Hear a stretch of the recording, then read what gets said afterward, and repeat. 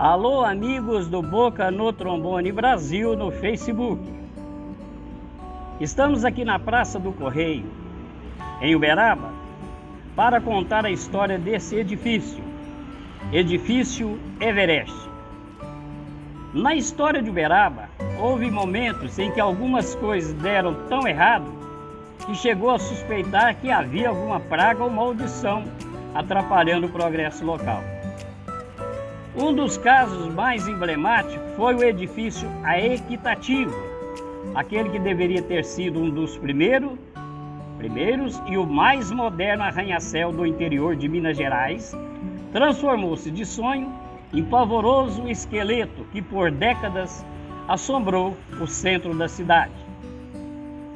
Fundada em 1896, a Sociedade Mútua de Seguros Gerais, a Equitativa, dos Estados Unidos do Brasil, foi uma das grandes companhias seguradoras nacionais na primeira metade do século passado, chegando a contar com mais de 2 milhões de clientes em sua carteira. A empresa tinha como sócio o governo federal e vendia seguros de vidas individuais, imobiliários e para empresas. Em São Paulo e no Rio de Janeiro, seus escritórios ocupavam edifícios imponentes nos centros das cidades. Não se sabe exatamente quando a Equitativa começou a atuar em Uberaba, mas no início de 1930 encontramos na imprensa anúncios e notícias sobre os representantes na região. Os negócios prosperaram durante os anos da ditadura Getúlio Vargas e a empresa tinha como costume sortear prêmios em dinheiros aos segurados, publicando nos jornais grandes anúncios com o nome dos contemplados. Os representantes regionais Joaquim Cunha Campos e Fernando Sabino Júnior eram figuras de destaque na cidade e participavam ativamente na associação comercial. Por conta disso, foi grande o entusiasmo quando, em junho de 1942, a Equitativa realizou um grande evento para anunciar que pretendia construir um majestoso edifício para seus escritórios regionais no centro de Uberaba. O terreno ficava nos fundos da companhia local, bem ao lado de onde estavam sendo canalizados os córregos e pavimentadas as futuras avenidas Leopoldino de Oliveira e Fidelis Reis. O prédio, com mais de 10 andares em concreto armado, iria se juntar ao Grande Hotel, inaugurado no ano anterior, dando impulso à verticalização e ao progresso da cidade, que vivia um dos apogeus da pecuária do zebu. O coquetel de lançamento contou com a presença de René Cassinelli, gerente-geral da companhia, que veio do Rio de Janeiro para a ocasião. Uma caixa de aço contendo os jornais do dia e cartões de visita de todos os participantes foi concretada dentro da pedra fundamental do edifício, no meio do terreno.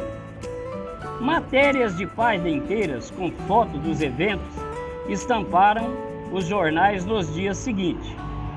Muita fumaça para pouco fogo. A construção prometida não começou.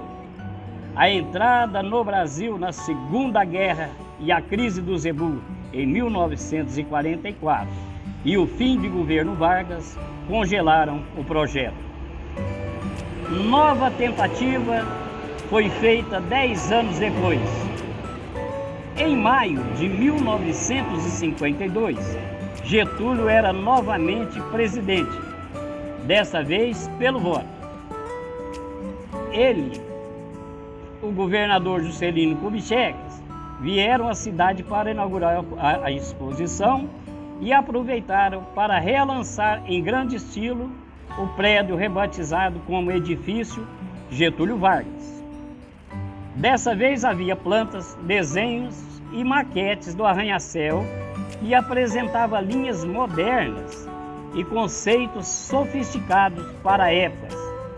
Lojas no térreo com pé direito duplo, 2 andares de escritório, onde ficaria a sede da seguradora, e 3 apartamentos residenciais em cada um dos andares superiores.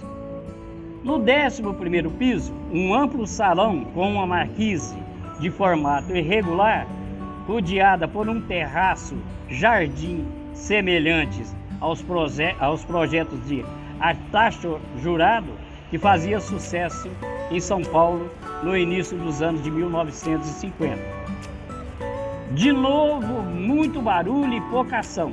Vargas suicidou-se 2 anos depois, sem que as obras do prédio que levava seu nome tivessem começado.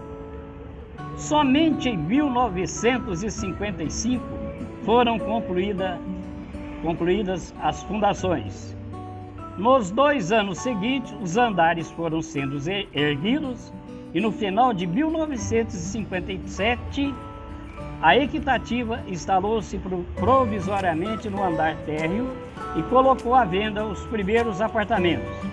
Por fim, parecia que a obra iria sair. Nova decepção.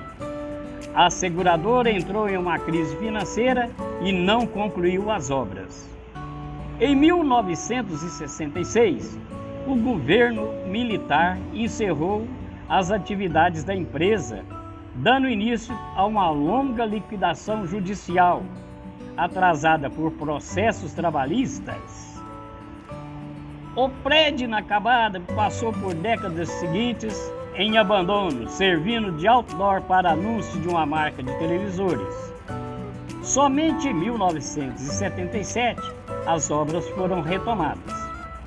2 anos depois, os apartamentos foram colocados à venda no rebatizado Edifício Everest. O prédio arrojado dos anos 1950 já estava obsoleto. Não tinha garagens para os moradores, o terraço-jardim fora suprimido e o centro da cidade começava a perder a atração como lugar residencial. Getúlio Salvador, do centro da cidade de Uberaba, capital do dinossauro, levando essa imagem para o Brasil e para o mundo.